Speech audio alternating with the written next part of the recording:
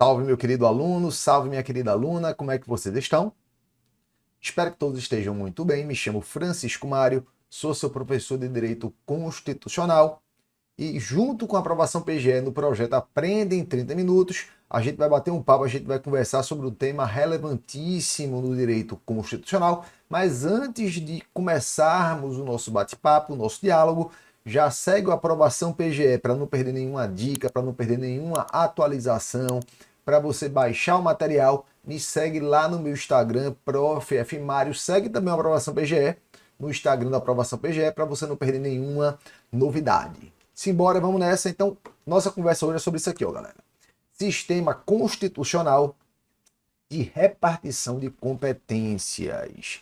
Tema que eu trato no meu livro, certamente você já conhece, o Diálogos sobre o Direito Constitucional, pela editora Juspódio. Esse tema aqui, tenha certeza que é o ou um dos mais importantes de todas as nossas conversas que já tivemos. Isso aqui chove em prova de concurso. Chove, chove, chove em prova de concurso. E principalmente cobrado na forma da interdisciplinariedade. Muitas vezes as bancas misturam aí a questão de repartição de competências com controle de constitucionalidade. Às vezes vem também só o tema repartição de competências, mas cai de tudo que a gente prova de concurso. Então é importante você conhecer o tema. Se você está se preparando para concurso de advocacia pública, magistratura, defensoria, Ministério Público, isso aqui cai em qualquer tipo de prova de concurso. É importante também para você conhecer o tema na qualidade de cidadão. Você saber, né? Porque às vezes a gente cobra, olha, tá acontecendo isso na minha rua, tá acontecendo isso na minha cidade, eu vou reclamar a quem? Será que aquela competência é da União, é do Estado, é do Distrito Federal e dos municípios? Então, até para você enriquecer como cidadão, como cidadã, é importante você conhecer esse tema aqui. Simbora? Antes de a gente começar a conversar sobre o sistema de repartição de competências, é necessário que a gente tenha alguns conhecimentos prévios. O primeiro conhecimento é a gente entender o que são formas de Estado e quais são as formas de Estado existentes. Quando a gente classifica os Estados em suas diversas formas, a gente utiliza um critério que é bem tranquilo da gente compreender. O critério que a gente utiliza é o maior ou menor grau de centralização do poder político. Então, dentro daquela área geográfica daquele Estado soberano, estou falando aquele Estado soberano, hein? Dentro daquela área geográfica daquele Estado soberano, como é que o poder político ele é dividido? Ele é concentrado em um único ente ou ele é repartido entre diversos entes dentro da área geográfica daquele Estado soberano? Então, a depender dessa maior ou menor grau de centralização desse poder político, você vai ter os tipos de Estado. Você tem o primeiro tipo de Estado, que é o Estado simples, também conhecido como Estado unitário. Aqui há um maior grau de centralização do poder político. Já nos estados complexos, você tem um maior grau de descentralização. Antecipo que existem várias formas de Estado unitário. A gente tem o Estado unitário simples, o Estado unitário descentralizado administrativamente. Você tem um Estado unitário descentralizado política e administrativamente. A gente não vai entrar nessas despesas agora, que não interessa no momento. A gente pode deixar isso para uma outra conversa. Eu quero chegar aqui para conversar com você sobre repartição de competências. Então a gente vai compreender aqui o essencial para a gente poder formar uma base para compreender as competências, beleza? Então vimos aqui a diferença entre estados simples, onde o poder político é centralizado, e os estados complexos, onde ele é descentralizado. É importante a gente entender que existem alguns tipos de estados complexos. A gente tem a confederação e a gente tem a federação. O que é que diferencia uma confederação de uma federação? A confederação é uma reunião de entes, foi mal, galera, quase que não sai, dotados disso aqui, ó, de soberania, são entes soberanos. Então, olha só, imagine que Brasil, Argentina, Colômbia, Chile, por exemplo, se reunissem para formar uma confederação. Eles fariam um tratado internacional, cada um dos estados soberanos livremente aderiria a esse tratado internacional e formaria-se uma confederação. E claro, quando quaisquer desses estados quisessem sair dessa confederação, eles também poderiam sair. Então, não há numa confederação, por exemplo, uma obrigação de você permanecer dentro da confederação, porque você adere livremente e dela sai livremente. Você adere por meio de um tratado internacional e você pode denunciar aquele tratado e sair da confederação. Então, olha só, é uma reunião de entes dotados de soberania. A confederação é criada por meio de um tratado internacional, ou seja, de adesão livre pelo Estado soberano, ele não é obrigado. E os entes que compõem a federação possuem direito a que compõem a confederação possuem direito a isso aqui, galera, o direito à secessão. Direito de se separarem da confederação quando bem entenderem. Diferente de uma federação. Na federação, você vai ter uma reunião de entes dotados disso aqui, ó, de autonomia. Os entes que compõem a federação, eles não são soberanos, são entes autônomos. A federação é criada por meio de uma constituição, não é uma federação, então é uma constituição federal. É uma constituição federal. E o ente que adere, que faz parte da federação, ele não possui direito à secessão. Não possui direito a uma secessão. É a ideia da indissolubilidade do pacto federativo. O pacto federativo ele é indissolúvel. Deve haver a manutenção da integridade nacional. O ente não pode se separar da federação, até porque o ente não tem soberania. Ele não é independente, ele é um ente autônomo. Quando eu falo que o ente é autônomo, significa o quê? Que ele é capaz, ele tem competência, e aí a gente já está se aproximando do nosso foco. Ele tem competência para decidir sobre assuntos próprios nos termos fixados pela Constituição. A Constituição vai definir o grau de autonomia dos entes federados, dos entes que compõem essa federação. Então é um poder limitado, não é um independente. Ele não é independente, não é soberano. Tanto não é independente que ele não pode se separar da federação. Um ente que tenta se separar da federação, ele pode inclusive sofrer uma intervenção federal. A Constituição prevê lá no artigo 34, inciso 1º, uma das hipóteses de intervenção fala mais ou menos o seguinte: a União não intervirá nos estados nem no Distrito Federal, exceto para, aí vem logo para a primeira possibilidade, manter a integridade nacional. Ou seja, se um ente está tentando se separar da federação, é possível fazer intervenção naquele ente para que cesse aquele movimento separacionista, né? Aquele movimento de secessão. Claro que o que interessa para a gente é aqui, ó, onde a gente vai focar. A gente vai focar na federação, porque é a forma de Estado que a gente adota. Inclusive, lembrar, a federação é cláusula pétrea. Está no artigo 60, parágrafo 4º. Não poderá ser objeto de deliberação proposta de emenda tendente a abolir a forma federativa de Estado. Então, vistos esses conceitos iniciais, vamos entrar agora aqui na organização interna da República Federativa do Brasil. Então, aqui, ó, nosso ente federal, qual é? Nosso ente federal é a República Federativa do Brasil. A República Federativa do Brasil é o ente dotado de soberania. É nosso ente soberano. E quais são os entes federados? A gente encontra aqui no artigo 18 da Constituição Federal. Tem vários artigos, né?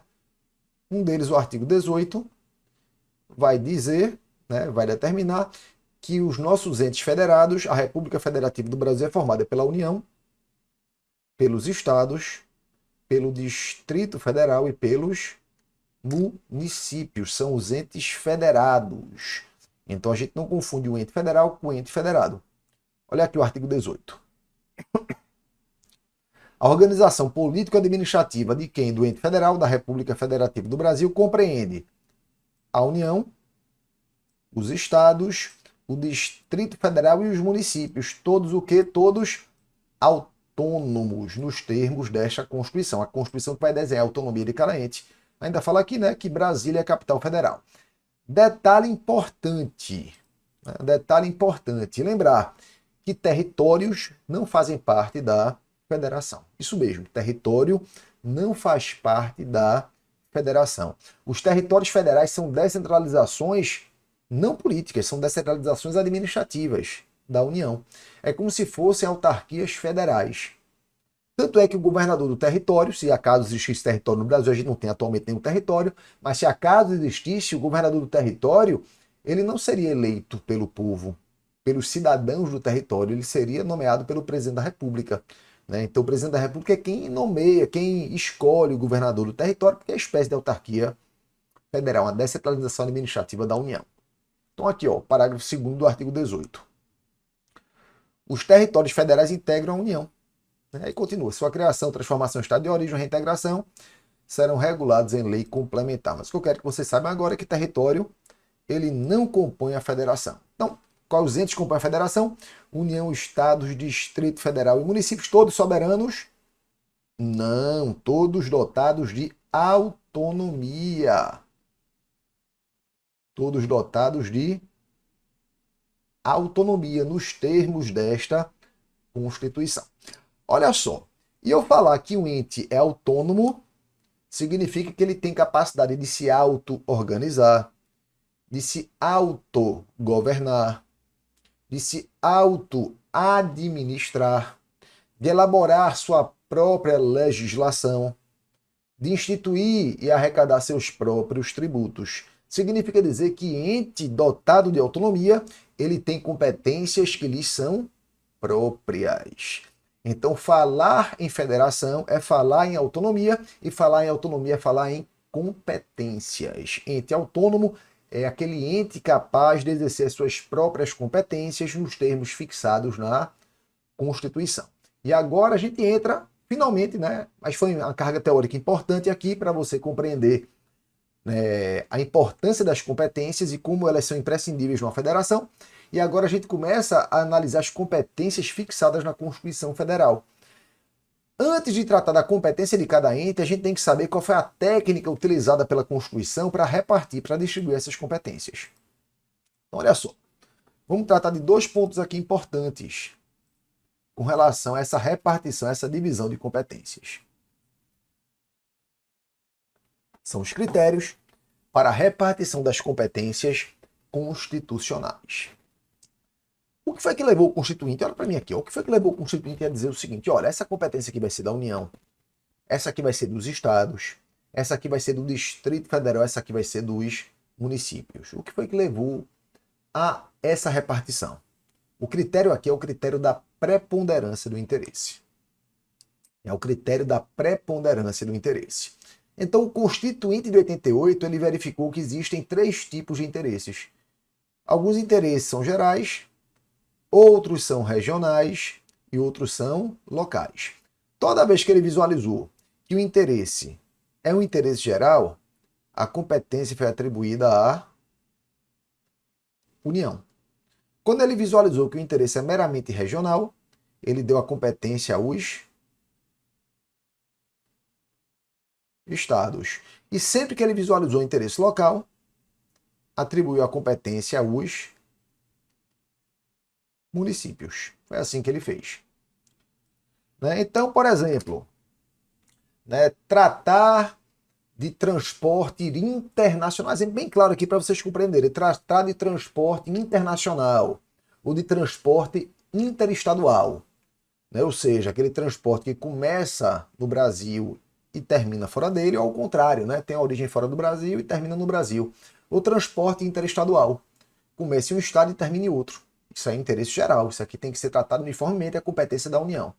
Mas se for interesse meramente regional, um serviço de transporte, por exemplo, que começa em um município do estado de Pernambuco e termina em um município do estado de Pernambuco. Começa e termina em municípios diversos dentro de um mesmo estado. Interesse aí é regional, competência dos estados-membros. Mas se o interesse for local, inclusive é a principal competência dos municípios, tratar sobre assuntos de interesse local.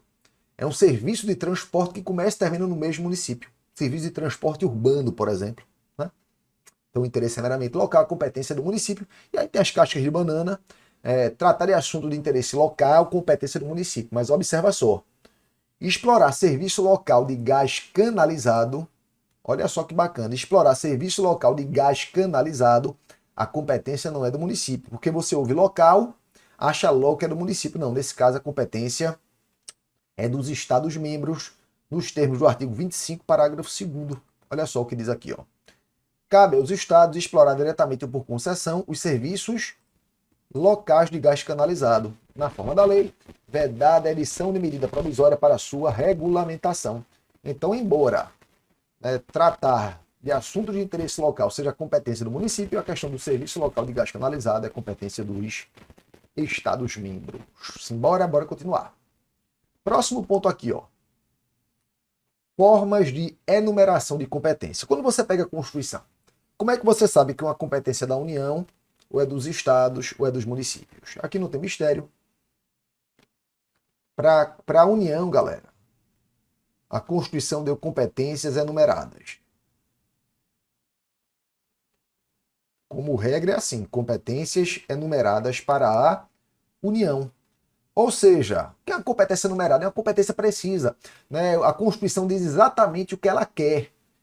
Compete privativamente à União, por exemplo, legislar sobre direito penal. Artigo 22, inciso 1º, está aqui, ó. Compete privativamente à União legislar sobre direito civil, comercial, penal, processual, eleitoral, agrário, etc. Isso aqui é uma competência enumerada. Essa competência enumerada, ela tem como característica ser específica. A Constituição expressamente diz exatamente o que ela quer com relação a quem legisle sobre aquele assunto, ou a quem trate sobre, ou a quem deve tratar sobre aquele assunto. Vamos pular os estados, daqui a pouco a gente trata de estados. Vamos passar aqui para municípios. Municípios têm competências enumeradas, mas além das competências enumeradas, ele também tem competências indicativas. Ele também tem competências indicativas. O que é que diferencia a competência enumerada de uma competência indicativa? É o grau de precisão. A competência enumerada, como a gente viu, ela é precisa, é tratar disso. A competência indicativa não. A competência indicativa ela é mais geral, ela é mais genérica. Né? Por exemplo, compete ao município tratar sobre assuntos de interesse local, legislar sobre assuntos de interesse local. Isso aí é genérico, né? Não é preciso. Então, se você for aqui no artigo 30 da Constituição, que trata, né, das principais competências municipais, tem aqui, ó, compete aos municípios legislar sobre assunto de interesse local, é indicativo, é genérico. Suplementar a legislação federal e estadual no que couber, também é genérico. Né? Mas você tem, por exemplo, aqui, que compete criar, organizar e suprimir distritos, observar a legislação estadual. Aqui é uma competência que não é meramente indicativa, ela é enumerada. Né? Organizar, prestar diretamente sobre o regime de concessão, permissão, serviço público de interesse local. Mais uma vez, né? Aí ela é mais abstrata, ela é indicativa, mas vem incluído de transporte coletivo, que tem caráter essencial, aqui já é enumerada, né? E por aí vai. Então a competência indicativa ela tem essa característica de ser uma competência mais genérica, uma competência mais geral. E com relação aos estados? É como a Constituição fez com os estados. Estados têm competências enumeradas também. Todo mundo tem competência enumerada. A gente até tratou de uma delas já aqui. Né? Cuidar do serviço local de gás canalizado. Mas além de competência enumerada dos estados, tem isso aqui, as competências residuais. Ele tem competência residual. E a competência residual significa o quê? Que quando a Constituição ela não falar expressamente, ou implicitamente pelo menos, de quem é aquela competência, a competência vai ser do Estado, ele fica com um resíduo. A previsão disso aqui está no artigo 25, parágrafo 1º. Olha o que diz aqui, ó. São reservadas aos Estados as competências que não lhes sejam vedadas por esta Constituição. Então, quando a Constituição ela não atribui competência expressamente ou implicitamente a ninguém, essa competência vai ser dos Estados-membros, é a competência remanescente ou residual. Apenas o cuidado. A gente está tratando aqui do sistema geral de repartição de competências, e aí cuidado com sua prova. No sistema geral, essa competência remanescente ou residual é dos Estados. Mas quando você estuda sistema tributário nacional, é um pouquinho diferente. A Constituição diz os tributos de cada ente, mas permite que sejam criados tributos outros que não os previstos na Constituição Federal. É a competência residual em matéria tributária, a competência remanescente em matéria tributária. Aí essa pertence à União. Então cuidado com isso.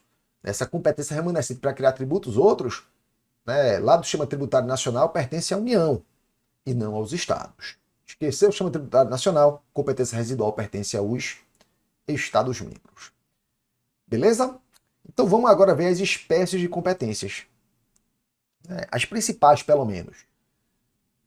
Mas alguém pode perguntar, Mário, você não falou do Distrito Federal. A gente trata dele daqui a pouco, beleza? Vamos tratar daqui a pouco do DF. Vamos então começar aqui, espécies de competência. Primeira espécie de competência é a competência exclusiva. Essa competência exclusiva ela é prevista no artigo 21 da Constituição Federal. O que é importante você saber dela? Que ela pertence à União, é uma competência da União, e é uma competência administrativa, também chamada de competência. Competência administrativa também é chamada de competência material ou competência não legislativa. Significa que não é uma competência para legislar, é uma competência para fazer alguma outra coisa, mas não legislar. Então, se a gente pegar aqui o artigo 21, a gente vai ver, ó. Compete à União manter relação com o Estado estrangeiro, manter relações com o Estado estrangeiro, participar de organizações internacionais, declarar guerra e celebrar paz, assegurar a defesa nacional, etc. Aí tem que ler, eu não vou ler para vocês todo o artigo 21, que não faz sentido, né? Emitir moeda. Aí vocês leem em casa, aqui é para a gente ter uma ideia. Manter o serviço postal e o correio aéreo nacional, aqui tem vários incisos, galera. Né? O artigo 21. Então, todos eles aqui são competências exclusivas da União. Isso aqui é uma competência administrativa, não é uma competência legislativa, e como a gente viu, pertence à União. Vamos pular o artigo 22, vamos aqui para o artigo 23, é a competência comum. Essa aqui pertence a todo mundo, pertence à União, pertence aos estados, pertence ao Distrito Federal e pertence também aos municípios. E é uma competência também administrativa. Então, se você pegar aqui o artigo 23 da Constituição, você vai ver que, por óbvio, né, as matérias aqui devem ser de competência comum, porque são matérias que interessam absolutamente todos os entes. Então, olha só. É competência comum de quem? Da União, dos Estados, do Distrito Federal e dos municípios. Aí vem zelar pela guarda da Constituição, pela guarda das leis e das instituições democráticas, bem como conservar o patrimônio público, cuidar da saúde e assistência pública, proteção e garantia de pessoas portadoras de deficiência, e por aí vai. São competências que naturalmente devem pertencer a todos os entes. E observe que a competência comum que pertence a todos é uma competência do tipo administrativa. Então, olha só. Pertence a todos os entes, por exemplo, cuidar do meio ambiente. Cuidar do meio ambiente é a competência comum, pertence a todo mundo, está lá no artigo 23. Mas o que é que a União vai fazer? O que é que os estados vão fazer? O que é que o Distrito Federal vai fazer? O que é que os municípios irão fazer? Para não estar também, se não está essa competência comum, vira uma confusão, é todo mundo querendo fazer a mesma coisa de forma diferente. Então é essencial, no âmbito da competência comum, que você tenha as chamadas normas de cooperação. Olha o que diz aqui o artigo 23, parágrafo único. Leis complementares fixarão normas para a cooperação entre a União, os estados, o Distrito Federal e os municípios. Isso aí dentro da competência comum, né? Tendo em vista o quê? O equilíbrio do desenvolvimento e do bem-estar em âmbito nacional. Então, essa competência comum aqui, ela demanda, né? É importante que se faça, né? Ditem normas de cooperação. O que eu quero que vocês lembrem que é importante para fim de prova é que essas normas de cooperação devem ter forma de lei complementar. Né? Não será lei ordinária, será por lei complementar. E não podem ser normas de demissão, como o Supremo já entendeu. A norma de demissão, entre aspas, é aquela norma que, no intuito de cooperar, termina afastando por completo a competência de um dos entes. Não. A lei não vai poder tirar a competência de um dos entes. Ela apenas vai distribuir o que cada um vai fazer dentro daquelas matérias. É isso que ela vai fazer. Vamos aqui para a competência privativa agora. A competência privativa, ela pertence à União, é uma competência legislativa e, atenção, nela há uma possibilidade de delegação. Vamos cuidar disso daqui a pouquinho, vocês vão ver o que é essa possibilidade de delegação. O que é isso? Então aqui, ó, se você for aqui no artigo 22, então tá aqui, ó. Compete privativamente à União legislar sobre. É bem direito civil, comercial, penal, processual, eleitoral, agrário, marítimo, aeronáutico, espacial do trabalho, desapropriação, aqui é uma competência importante, né? Requisições civis e militares, em caso de iminente perigo em tempo de guerra, águas, energia, informática, telecomunicações, radiodifusão, etc, etc, etc. Tudo isso aqui, quem trata por meio de lei é a União. Atenção aqui para o parágrafo único. Olha o que diz o parágrafo único. Lei complementar poderá autorizar os estados a legislar sobre questões específicas das matérias relacionadas neste artigo. Então, observe que eu falei para vocês que a competência privativa da União, nela há a possibilidade de delegação. E aí surge uma nova competência, a chamada competência delegada. A competência delegada vem para quem recebe a delegação. Previsão dela, artigo 22, parágrafo único. Então, o que é que a gente tem que saber? Primeiro, quem pode delegar? Quem pode delegar é a União. Quem pode receber a delegação? Os estados e também, claro, o Distrito Federal. Importante lembrar ainda que a delegação não pode ser genérica, daí tem que tratar de questões específicas e tem que ser realizada por meio de lei complementar. Se a União quiser delegar, a delegação deve ter forma de lei complementar. A União vai elaborar uma lei complementar delegando a competência privativa. Vai delegar tudo de forma geral? Não, galera. Vai delegar questões específicas. Compete à União privativamente legislar sobre trânsito e transporte. Ela não pode fazer a lei complementar dizendo agora que os estados vão poder tratar de tudo sobre trânsito e transporte, não. Vai escolher algo específico lá dentro que envolva trânsito e transporte, faz essa delegação de maneira específica. Lembrar de novo que tem que ter forma de lei complementar. Essa competência privativa cai bastante, hein, galera? Tanto a privativa quanto a delegada. Além da próxima que a gente vai ver, que é a competência legislativa concorrente. A concorrente está no artigo 24 da Constituição. Vamos dar uma lidinha dele aqui. Vamos dar uma lidinha dele. E ato contínuo, eu explico para vocês. Então, olha só. Eu acho que, não sei se vocês viram, galera, eu botei aqui para vocês, eu ficou aqui no slide parado, mas eu vou botar por cautela aqui o slidezinho sobre a competência delegada. Não sei se vocês chegaram a ver, mas tá aqui, ó. Qualquer coisa, ter um print da tela. Pode ter a print dessas telas, hein, que é um resumozinho bacana para vocês. E vamos lá para a competência concorrente. Então, aqui, ó. Compete à União, aos estados e ao Distrito Federal legislar concorrentemente sobre. Então, essa competência legislativa concorrente pertence à União, aos estados e também ao Distrito Federal. E aí você vai ter as matérias de direito tributário, financeiro, penitenciário, econômico e urbanístico, orçamento, juntas comerciais. Cuidado, em direito comercial, atualmente empresarial, é competência privativa da União, mas junta comercial é competência legislativa concorrente. Custas dos serviços forenses, produção e consumo, e assim por diante, galera. As matérias aí do artigo 24. Olha só, então o que a gente tem aqui? Ó?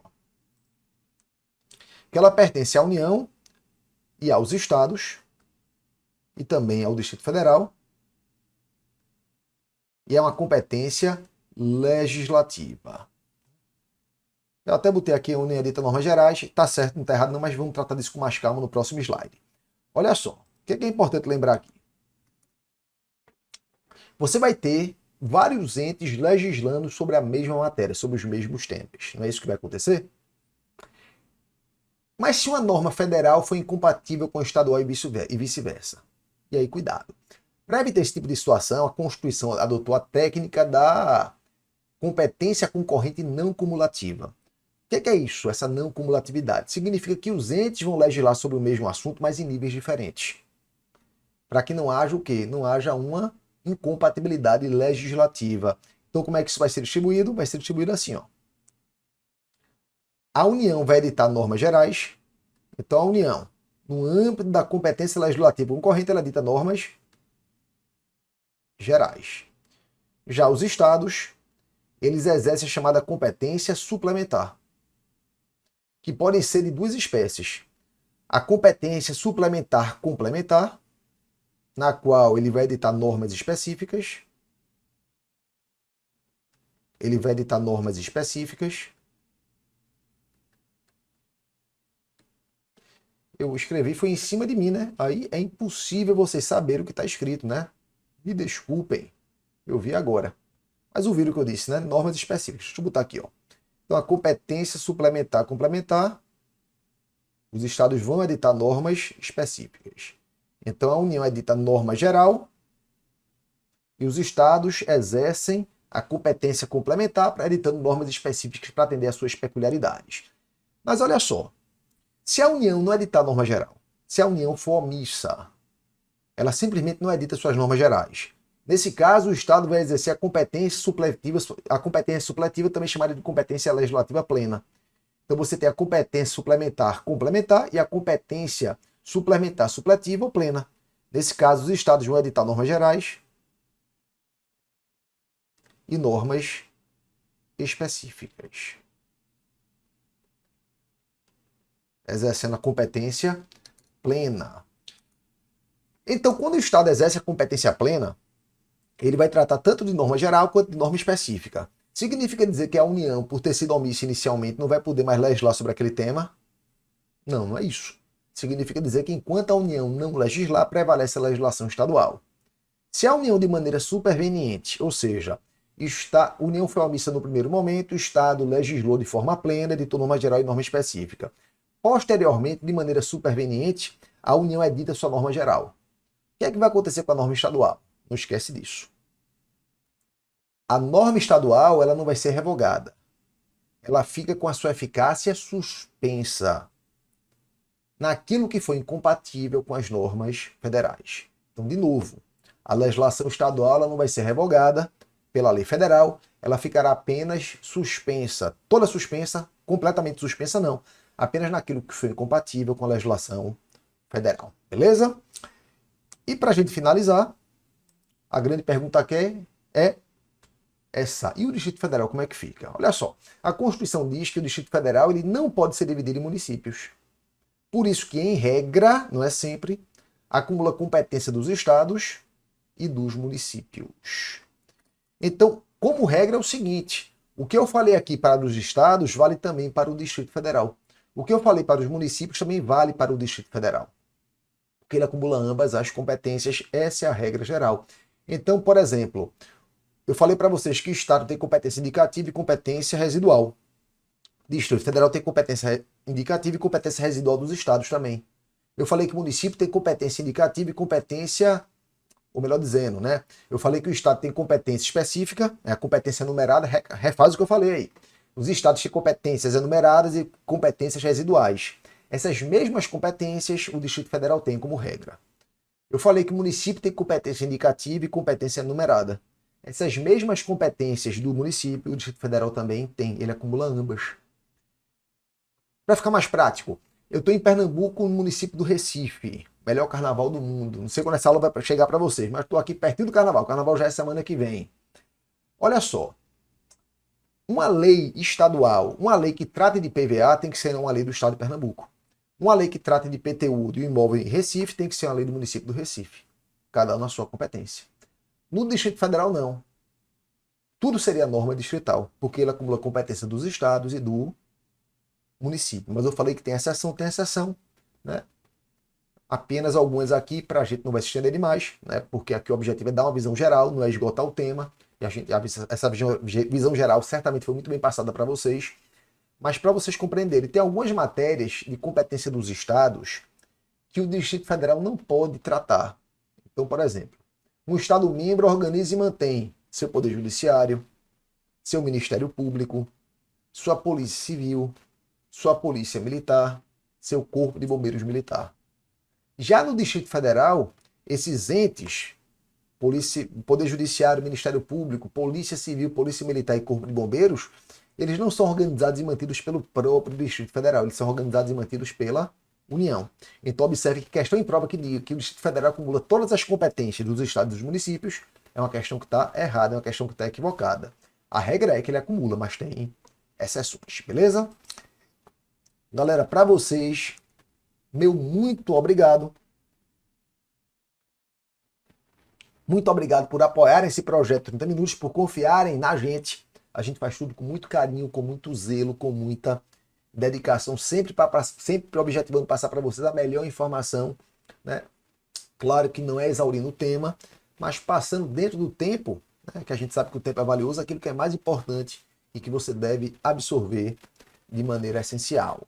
Mais uma vez, não esquece de seguir a Aprovação PGE para não perder nenhuma dica, para não perder nenhuma atualização. Baixa o material, me segue lá no Instagram, Prof. F. Mário, um grande beijo, um grande abraço e até a próxima.